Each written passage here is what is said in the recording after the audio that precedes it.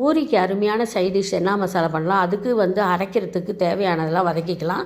முதல்ல வெங்காயம், தக்காளி, உப்பையும் போட்டு வதக்குங்க. சிம்மில் வச்சுக்கோங்க, கருகக்கூடாது. அதுக்கு இஞ்சி பூண்டையும் அதோடு சேர்த்து வதக்கிக்கோங்க.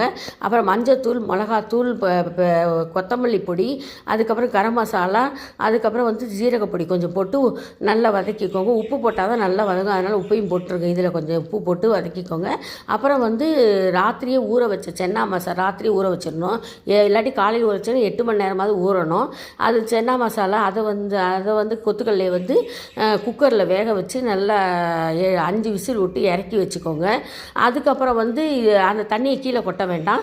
அப்புறம் வானொலி வச்சு பட்டை, கிராம்பு, ஏலக்காய், பிரிஞ்சி இலை போட்டு நம்ம அரைச்சி வச்ச விழுதியும் கொட்டி அதோட தண்ணி தேவையானாலும் ஊற்றிட்டு அப்புறம் நம்ம அந்த கொத்துக்கல்ல தண்ணியோடையே ஊற்றணும். அதில் சத்து இருக்கும், ஆனால் தண்ணியோடையே ஊற்றணும். உப்பு அப்பையும் போட்டுருக்கு, இப்பையும் போட்டு அந்த இதுலேயும் போட்டுருக்கனால போட வேண்டாம். அப்புறம் கொத்தமல்லி பவுடர் போட்டு இறக்கிடுங்க. சென்னா கிரேவி ரெடி.